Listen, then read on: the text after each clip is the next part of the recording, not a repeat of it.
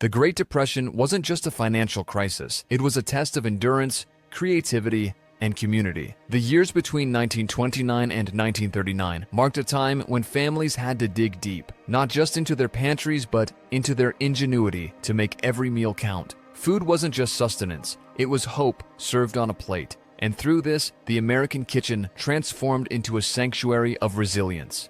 Imagine waking up in 1932, a year etched into history as one of the harshest during the Depression. Across the country, bread lines stretched down city blocks, unemployment rates soared above 25%, and homes were filled with uncertainty. Yet, amid this chaos, families found a way to endure, through food, through resourcefulness, and through sheer willpower. Take the example of stone soup. This wasn't just a children's fable during the Depression, it was a reality for many. Families would pool whatever ingredients they had, a potato from one neighbor, an onion from another, a few scraps of meat, and create something nourishing. The soup didn't just fill stomachs, it symbolized unity and the power of coming together when times were tough. Another staple was Hoover stew, a dish named ironically after President Herbert Hoover, who many blamed for the economic collapse. It was a simple mix of macaroni, canned tomatoes, and hot dogs, cheap, filling, and easy to stretch for a large family. Despite its humble ingredients, it represented the ingenuity of homemakers who refused to let their families go hungry. Bread was another lifeline, but not in the forms we know today. Stale bread, instead of being discarded, was repurposed into bread pudding, a dessert that could comfort even the most frayed spirits. Mixed with milk, sugar, and a dash of cinnamon, it became a reminder that even in hardship, there was room for sweetness. Meanwhile, cornbread became the unsung hero of countless meals, baked with minimal ingredients, yet offering a sense of warmth and tradition. It wasn't just about the meals themselves, it was about how they were prepared. Families learned to make do with what they had, relying on backyard gardens, foraging, and barter systems. A few potatoes could be stretched into a pot of soup, and leftover vegetables became the base for casseroles. Even meat, when it was available, was used sparingly, often as a flavoring rather than the main ingredient. The recipes that emerged from the Depression weren't just about survival, they were about making something out of nothing. Depression cake, also called wacky cake, was a prime example. Made without eggs, butter, or milk, it turned scarcity into creativity. The cake wasn't just a dessert, it was a celebration of human resilience. Baked beans, another staple, weren't just a side dish, they were a main course, cooked slowly to bring out maximum flavor and often paired with cornbread for a filling meal. But the ingenuity didn't stop at food. Homemakers became masters of efficiency, using every scrap and waste nothing. Potato peels were saved for broths, and bacon grease was reused as cooking fat. Even coffee grounds were stretched to the limit, often reused multiple times to squeeze out every last drop of flavor. In these kitchens, waste was simply not an option. Community played a vital role as well. The Depression wasn't just about individual survival, it was about collective resilience. Neighbors shared what little they had, and recipes were passed around like treasures. Churches and community centers hosted potlucks where everyone contributed what they could, turning scarcity into abundance. This spirit of togetherness didn't just nourish bodies, it nourished souls. Children played their part too. Foraging became a common pastime, with kids scouring fields and forests for dandelion greens, wild berries, and mushrooms. These weren't just ingredients, they were lifelines, adding much-needed nutrition to meals. Families with backyard gardens became local heroes, sharing their harvests with neighbors and ensuring no one in the community went hungry. As we look back on these times, the recipes that emerged are more than just food. They are stories, lessons, and symbols of hope. Each dish tells a tale of perseverance, of families coming together, of finding joy in the simplest of meals. They remind us of the strength of the human spirit and the power of ingenuity in the face of adversity. Today, as we revisit these Depression-era recipes, they hold more significance than ever. In a world where convenience often trumps tradition, these meals take us back to a time when every ingredient mattered, every meal was a victory, and every shared table was a testament to community and resilience. So, let's embark on this journey through the kitchens of the Great Depression. Let's rediscover the recipes that fed not just bodies, but hearts and minds. These meals weren't just about surviving, they were about thriving in the face of unimaginable hardship. And as we explore these stories, we'll find that they hold lessons for all of us, reminding us that even in the darkest times, there is always light, always hope, and always the promise of a brighter tomorrow. The Great Depression wasn't just a test of survival, it was a masterclass in resourcefulness. Families didn't just make do with what they had, they redefined what it meant to be resourceful. Every scrap of food, every ingredient, and every ounce of effort was stretched to its absolute limit. This wasn't just cooking, it was an art form born of necessity. One of the most iconic dishes of this era was cornmeal mush, a simple yet versatile recipe that fed millions. Cornmeal, one of the cheapest ingredients available, was cooked with water or milk to create a porridge-like consistency. It could be served sweet with a drizzle of molasses or sugar, or savory with a bit of leftover bacon grease or gravy. Cornmeal mush wasn't just food, it was comfort in a bowl, filling bellies and warming spirits on the coldest days. Beans and rice became the backbone of many meals. This dynamic duo wasn't just inexpensive, it was nutritious, providing protein, fiber, and carbohydrates in one dish. Families got creative, adding whatever seasonings or vegetables they could find to keep the dish interesting. Some turned it into a casserole, while others made it a one-pot stew. It was a blank canvas, waiting for whatever ingredients could be scavenged or bartered. For those lucky enough to have access to flour, biscuits and gravy became a staple. Flour, baking powder, and a bit of fat were all that was needed to make biscuits. Gravy was often made from drippings, water, and a bit of flour, creating a hearty meal that could stretch for an entire family. It wasn't fancy, but it was filling, and during the Depression, that was all that mattered. Mock apple pie was another marvel of ingenuity. With fresh fruit often out of reach, cooks turned to crackers, sugar, and a bit of cinnamon to recreate the flavor of apple pie. The result wasn't just edible, it was surprisingly convincing.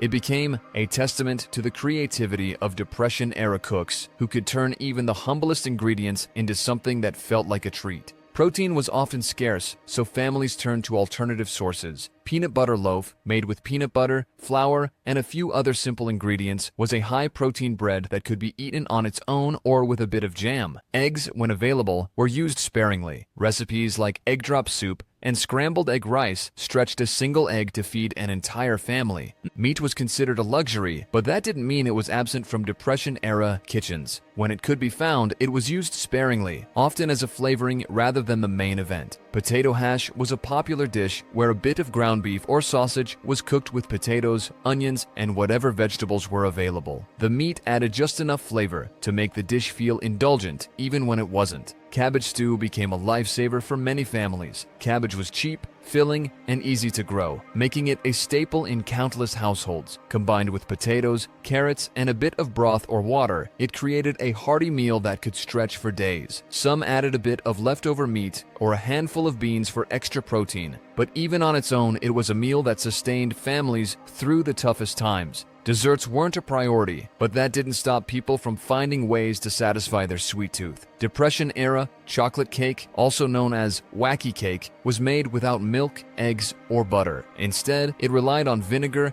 and baking soda for leavening, creating a surprisingly rich and moist cake. It was a small luxury in a time when luxuries were few and far between. Even drinks reflected the ingenuity of the time. Postum, a coffee substitute made from roasted grains, became popular as coffee prices soared. For those who couldn't afford tea, mint leaf tea, or dandelion tea offered a comforting alternative made from ingredients foraged from the backyard. Resourcefulness didn't stop at the dinner table. The Depression era saw the rise of victory gardens, small plots of land where families grew their own vegetables. These gardens became lifelines, providing fresh produce that was otherwise too expensive or unavailable. Even apartment dwellers found ways to grow food in pots and window boxes, turning every square inch of space into a source of sustenance. Foraging also became a vital skill. Families scoured forests and fields for wild greens, berries, and mushrooms. Dandelion green salad became a common dish, providing much-needed vitamins and minerals. Blackberries, mulberries, and other wild fruits were turned into jams,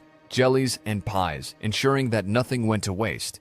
The Depression also brought a sense of community to meal preparation. Churches and community centers hosted potluck dinners where everyone brought what they could. These gatherings weren't just about food. They were about hope, resilience, and the power of coming together. They reminded people that even in the darkest times, they weren't alone. Children played a crucial role in this resourceful era. They were sent to gather firewood, forage for wild ingredients, and help in the kitchen. Many learned to cook at a young age, mastering recipes that could stretch ingredients to their fullest potential. These skills weren't just practical, they were survival tools, passed down from generation to generation. As we revisit these stories, it's clear that the Great Depression wasn't just a time of hardship, it was a time of transformation. It reshaped the way people thought about food, waste, and community. The recipes that emerged from this era weren't just meals, they were lessons in resilience, creativity, and the indomitable human spirit. In today's world, where convenience often trumps resourcefulness, these stories hold a powerful message. They remind us of the value of every ingredient, the importance of community, and the strength that comes from facing adversity head-on. They teach us that even in the toughest times, there is always a way forward. During the Great Depression, survival wasn't just an individual effort, it was a collective one. Communities became the backbone of resilience, with neighbors supporting one another in ways that shaped the era's spirit. Food, which had always been a source of connection, became an even stronger bond that united people in shared struggles and triumphs. One of the clearest examples of this was the community soup kitchen. These kitchens sprang up across the country, serving simple yet nourishing meals to anyone who needed them. Often funded by donations or organized by churches and charities, they were a lifeline for families who had nothing left. The meals were humble: vegetable soups, bread, and sometimes a piece of fruit. But for many, they were the difference between hope and despair. Another remarkable tradition that emerged was the stone soup model. Rooted in an old folktale, this concept saw individuals contribute whatever they could: a potato, an onion, a handful of beans,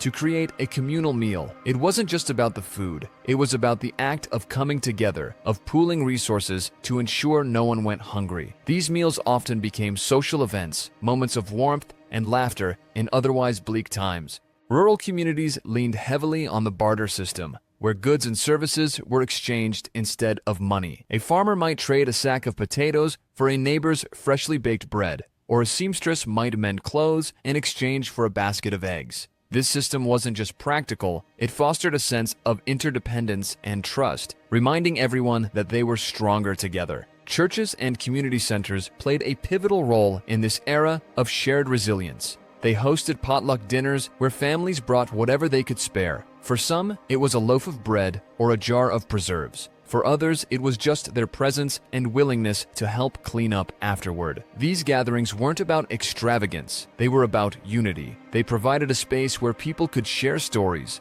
offer encouragement, and find solace in knowing they weren't alone. During the holidays, the spirit of community shone even brighter. Families who had little to spare would still find ways to celebrate together. Christmas dinners often featured mock turkey, a meatloaf-like dish made from beans or breadcrumbs, shaped and seasoned to resemble turkey. Pies were made from what was available: sweet potatoes, carrots, or even green tomatoes, proving that the holiday spirit wasn't about what you had, but about who you shared it with. Children were often at the heart of these communal efforts. In schools, teachers would organize hot lunch programs, ensuring that no child went hungry during the day. These lunches were simple, often consisting of soup, bread, and a piece of fruit, but they provided a critical source of nutrition for many. Outside the classroom, children would help with neighborhood gardens, foraging expeditions, and other shared tasks, learning the value of cooperation and hard work. For many families, survival depended on the generosity of neighbors.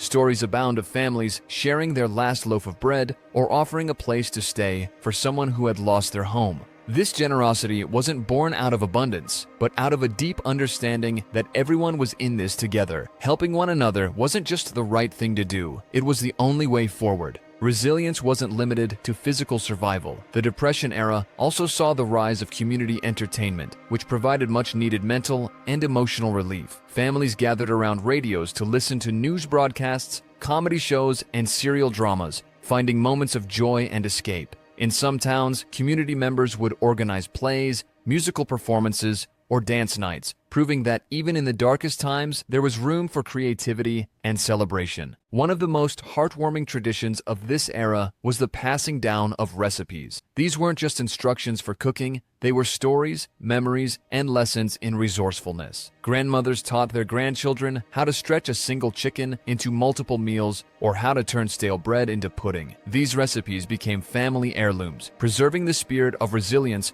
for future generations. Food preservation also became a communal effort. Neighbors would come together for canning days, preserving fruits and vegetables to last through the winter months. The sight of jars lined up on pantry shelves wasn't just a sign of preparation, it was a symbol of survival, a testament to the power of planning and cooperation. Even with the challenges of the Depression, communities found ways to celebrate milestones. Weddings, birthdays, and other special occasions were marked with modest gatherings where everyone contributed something: a homemade cake, a bouquet of wildflowers, or simply their presence. These celebrations weren't about extravagance, they were about finding joy in togetherness. For many, the lessons of the Depression didn't end when the economy improved. The values of resourcefulness, generosity, and community became lifelong principles passed down to the next generation. People who lived through this era often spoke of it with a mix of pride and gratitude, not for the hardships they endured, but for the strength and resilience they discovered within themselves and their communities. As we reflect on this period, it's clear that the Great Depression was more than a time of struggle. It was a time of transformation, where the bonds of community became the foundation of survival. It reminds us that even in the most challenging circumstances, the human spirit is capable of incredible resilience. In today's fast-paced, individualistic world, these stories offer a powerful lesson. They remind us of the importance of connection, of looking out for one another, and of finding strength in unity. They teach us that no matter how tough times get, we are always stronger together. When times are tough, creativity often shines its brightest. This was especially true during the Great Depression, when families faced food shortages, dwindling finances, and the constant need to stretch every ingredient to its fullest potential. The era's culinary innovations weren't just about survival, they were a testament to the resilience and ingenuity of everyday people. One of the most iconic staples of the Depression-era kitchen was Depression bread, also known as water bread, made with the most basic ingredients: flour, water, salt, and sometimes a bit of yeast. This bread was a lifeline for families. It wasn't fluffy or fancy, but it was filling, and it provided the foundation for countless meals. Slices were spread with homemade jams or sprinkled with sugar and cinnamon for a treat, while stale pieces were repurposed into puddings or croutons. Another ingenious creation was the mock apple pie, a dessert that famously used Ritz crackers in place of apples. The crackers were soaked in sugar and cinnamon-spiced water, creating a texture and flavor remarkably close to the real thing. For families who couldn't afford fresh fruit, this pie became a beloved alternative and remains a nostalgic favorite for many to this day. Protein was often hard to come by, but resourceful cooks found ways to make even the smallest amounts stretch. Meatloaf, for instance, became a household staple, not because it was luxurious, but because it could be patted out with breadcrumbs, oats, or even mashed potatoes. Families found ways to flavor these loaves with whatever they had on hand: onions, ketchup, or mustard, making each loaf unique and personal. Beans were another essential ingredient, valued for their affordability and versatility. Dishes like bean stews or bean patties provided much-needed protein and were easy to prepare in large quantities. For families with access to gardens, fresh vegetables were added to these dishes, turning them into hearty, nutrient-packed meals. Speaking of gardens, the rise of the Victory Garden during the Great Depression was a game-changer for many families. Whether in rural backyards or urban lots, people planted vegetables, herbs, and fruits to supplement their diets. Tomatoes, cucumbers, zucchini, and potatoes were popular choices because they were easy to grow and could be preserved for the winter months. Gardening wasn't just a practical solution, it was a source of pride and a way for families to regain a sense of control in uncertain times. Desserts during the Depression were simple yet satisfying. Depression cake, also known as wacky cake, was a chocolate cake made without eggs, butter, or milk, ingredients that were often too expensive or hard to come by. Instead, bakers used vinegar and baking soda to create a light, fluffy texture. The result was a rich, chocolatey treat that became a favorite for birthdays and special occasions. Another sweet innovation was poor man's pudding, a dessert made from stale bread, milk, sugar, and a touch of cinnamon. This dish was a way to ensure that nothing went to waste and offered a comforting end to a modest meal. Families with access to fresh fruit might add diced apples or raisins, giving the pudding an extra burst of flavor. Breakfast during the Depression was equally inventive. Cornmeal mush, cooked with water and a pinch of salt, was a common dish, often served with a drizzle of syrup or a pat of butter if available. Leftovers were fried into crispy cakes for lunch or dinner the next day, ensuring that nothing was wasted. Eggs, when available, were treated like gold. Simple dishes like scrambled eggs and onions or egg drop soup became staples for families looking to create a satisfying meal with minimal ingredients. Even the shells weren't wasted. Many households ground them into powder to use as fertilizer for their gardens, showcasing the era's commitment to resourcefulness. For those with access to dairy, milk became the foundation for countless dishes. Creamed vegetables, made by thickening milk with a bit of flour or cornstarch, were a way to turn simple boiled vegetables into a comforting side dish. Milk was also used to make mock whipped cream, a topping for desserts made by whipping evaporated milk and sugar together until fluffy. For rural families, hunting and fishing provided much-needed protein. Squirrels, rabbits, and fish often appeared on the dinner table, accompanied by foraged greens or wild berries. These meals were a reminder of the era's reliance on nature and the skills passed down through generations. While these dishes may seem simple or humble by today's standards, they were born out of necessity and carried a deeper meaning. Every meal was a triumph of creativity, a testament to the ability to do more with less. Families didn't just survive on these meals, they thrived, finding ways to bring joy and comfort to their tables, even in the darkest times. The spirit of innovation extended beyond individual households. Families often shared recipes and tips with one another, creating a culture of collaboration and mutual support. Women's magazines published articles on how to stretch a single chicken into multiple meals or how to turn scraps into a feast. These tips weren't just practical, they were lifelines for families struggling to make ends meet. One of the most remarkable aspects of Depression-era cooking was its focus on sustainability. People learned to use every part of an ingredient, from the leaves of vegetables to the bones of animals. Bone broth, for instance, became a staple in many households, providing a rich base for soups and stews while extracting every ounce of nutrition from what might otherwise be discarded. As times improved, many of these recipes and techniques remained a part of family traditions. They weren't just recipes, they were stories, memories, and lessons in resilience. Grandparents passed them down to their grandchildren, ensuring that the resourcefulness and creativity of the Depression era would never be forgotten. Today, these dishes offer more than nostalgia, they offer inspiration. In a world where convenience often takes precedence over creativity, they remind us of the value of resourcefulness, the importance of community, and the joy of making something wonderful out of very little. The Great Depression may seem like a distant memory, a time of hardship and sacrifice long gone. Yet, its lessons and the resilience it inspired remain deeply relevant in today's world. Depression-era cooking was more than a means of survival. It was a way of life that embodied creativity, community, and a commitment to making the most of every resource. As we reflect on this period, we find invaluable lessons that continue to resonate, especially in times of economic uncertainty.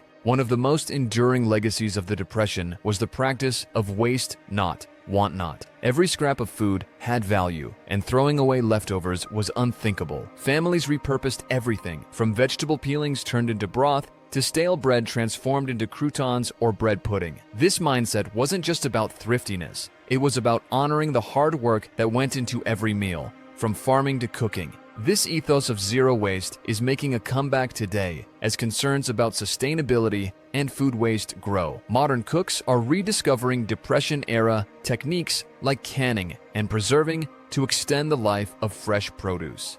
Jams, jellies, pickles, and even homemade tomato sauces have found their way back into kitchens, offering both flavor and a sense of accomplishment. What was once a necessity has become a cherished tradition, connecting us to the past while addressing contemporary challenges. Another key lesson from Depression-era cooking is the importance of self-reliance. During those difficult years, many families grew their own food in backyard gardens or community plots. The victory gardens of the Great Depression weren't just about saving money. They were about fostering a sense of independence and resilience. Growing vegetables like tomatoes, beans, and squash not only supplemented diets, but also created a sense of pride and accomplishment. Today, urban gardening and homesteading movements echo this spirit. Whether it's a balcony herb garden or a sprawling backyard plot, people are embracing the joys of growing their own food. These practices not only provide fresh, nutritious ingredients, but also reconnect us with nature and the cycles of life.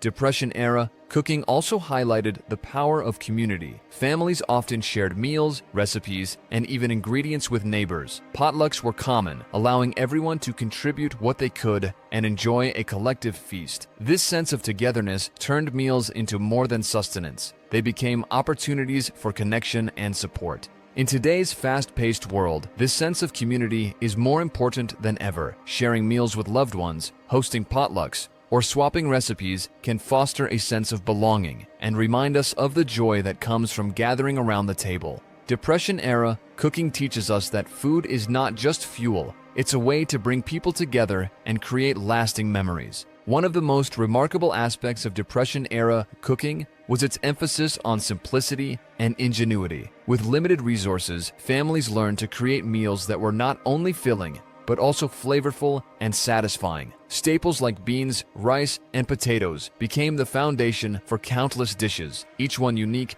to the family that prepared it. These meals weren't elaborate, but they were made with care and creativity. Today, as people seek to simplify their lives and embrace minimalism, Depression-era recipes offer inspiration. Dishes like shepherd's pie, vegetable soups, and homemade stews remind us that good food doesn't have to be complicated or expensive. These recipes celebrate the beauty of simple ingredients and the satisfaction of a meal made from scratch. Depression-era cooking also underscored the value of improvisation. When a recipe called for an ingredient that wasn't available, cooks found substitutes or made do with what they had. This adaptability was a hallmark of the era, turning challenges into opportunities for innovation. A missing egg might lead to a new way of baking, or the absence of fresh fruit might inspire a creative dessert using canned goods. In a world where supply chain disruptions and rising costs are becoming more common, this skill is invaluable. Learning to substitute ingredients or adapt recipes not only saves money,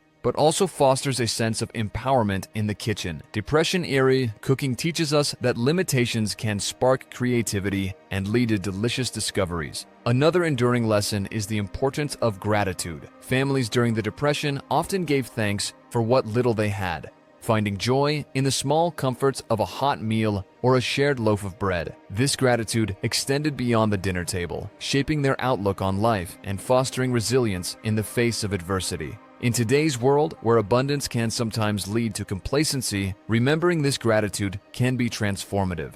Taking the time to appreciate the effort that goes into every meal, from farming to cooking, can deepen our connection to the food we eat and the people we share it with. Perhaps the most profound legacy of Depression-era cooking is its reminder of our shared humanity. The meals of that time tell a story of struggle and survival, but also of hope and perseverance. They reflect the ingenuity and determination of people who refused to let hardship define them, who found ways to nourish both body and spirit even in the darkest times. As we look to the future, these lessons continue to guide us. Whether it's learning to stretch a budget, finding joy in simplicity, or coming together as a community, the wisdom of the Great Depression remains a powerful source of inspiration. Depression-era cooking isn't just about the past, it's a roadmap for resilience, creativity, and connection that we can carry with us into the future. The recipes, techniques, and values of this era remind us that food is more than just sustenance. It's a reflection of who we are and what we stand for. By embracing these lessons, we not only honor the past, but also equip ourselves to face the challenges of tomorrow with grace, ingenuity, and a deep appreciation for the simple joys of life.